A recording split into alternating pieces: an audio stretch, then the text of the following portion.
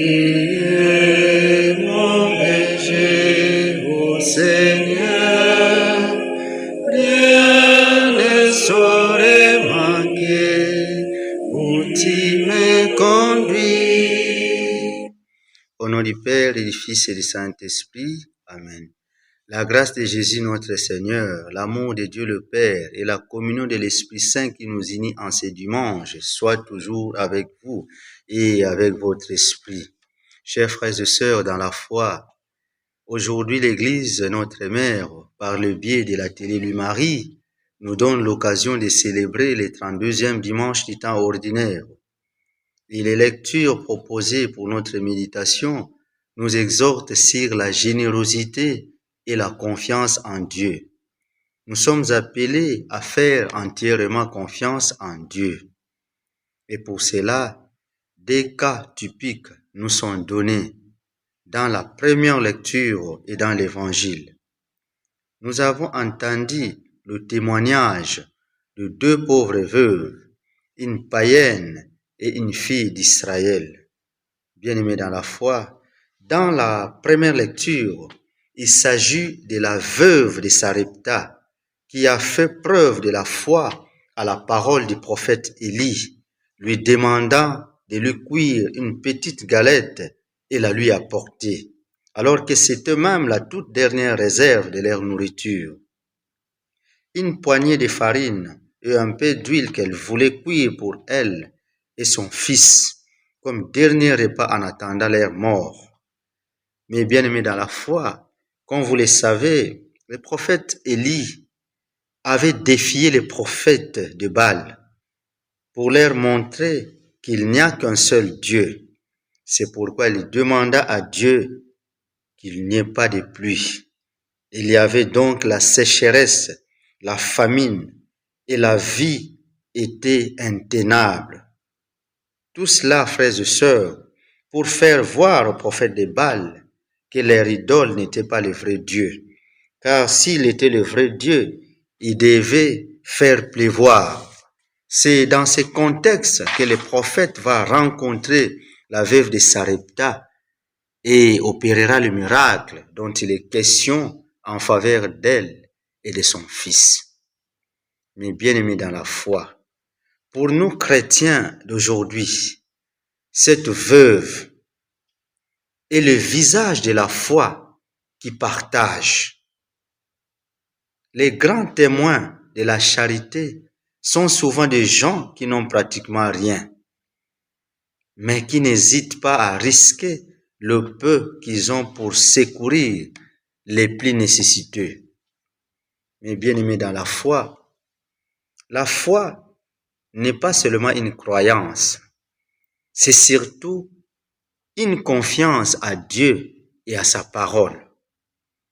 Et dans l'Évangile, Jésus fait l'éloge d'une autre pauvre veuve qui a mis dans les trésors du temple 2 petites pièces de monnaie qui étaient la totalité, voire même la somme de tout ce qu'elle avait.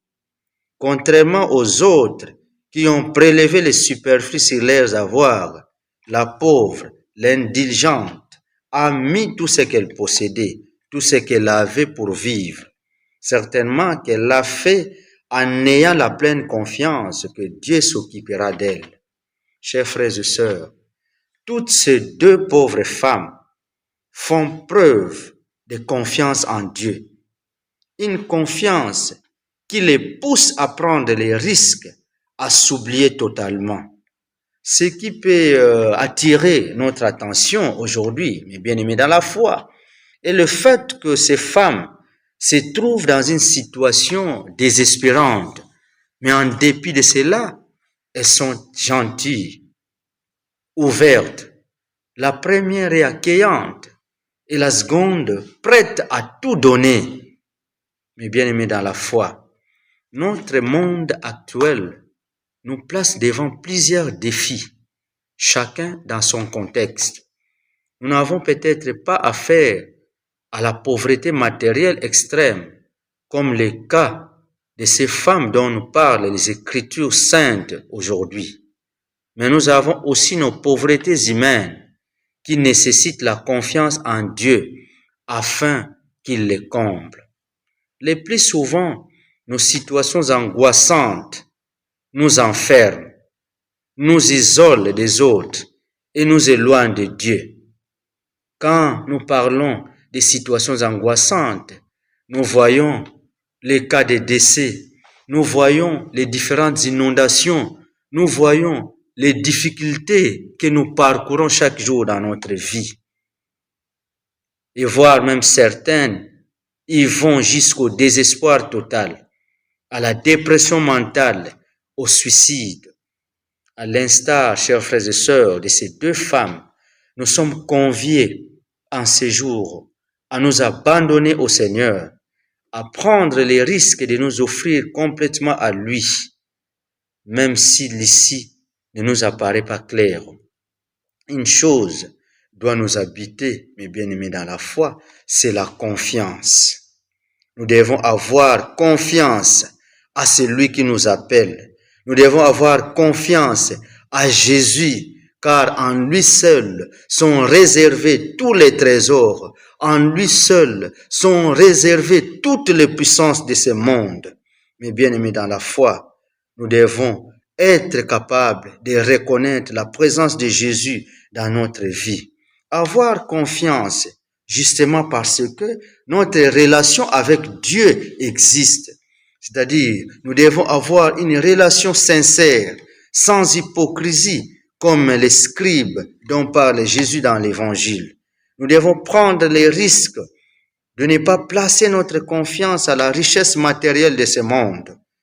Le risque de ne pas compter sur les assurances mondaines pour nous abandonner activement à Dieu qui est fidèle à ses promesses.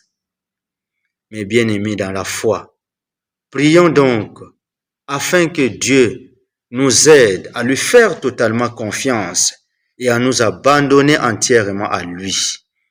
Que Dieu, notre Père, nous console partout où nous sommes. Avançons largement à l'instar de ces deux pauvres veuves vers les temples saints du Seigneur, afin que nous puissions lui offrir tout ce que nous avons et tout ce que nous sommes.